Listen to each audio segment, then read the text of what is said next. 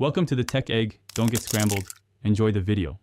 You start by verifying what you have: monitors, ports, and cables. Plug the primary display directly into the GPU. Make sure it's the one you'll use for heavy work. Next, attach the second screen to the next available GPU output using the correct adapter. Once done, power both monitors and set them to their native resolutions. If you have a USB-C hub or docking station, connect it now, because that will simplify later steps and reduce troubleshooting. Next, you configure how the screens behave together.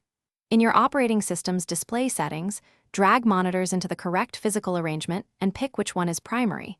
This controls where new windows open. Then set each monitor's resolution, scaling, and refresh rate. Do this so text and UI are consistent. Use your GPU control panel to assign applications or performance profiles to specific GPUs or displays. Once configured, test by moving a window across. Finish by optimizing how you use multiple screens. Arrange apps by task. Keep communication on one display and primary work on another, and use snapping or third-party window managers to speed layout. Save power settings to stop one monitor from sleeping unexpectedly, and calibrate color if you need accuracy.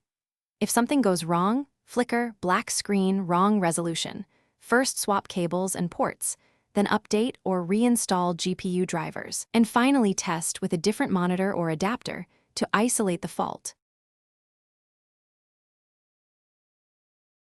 Thanks for watching. Consider subscribing if I helped unscramble your problems.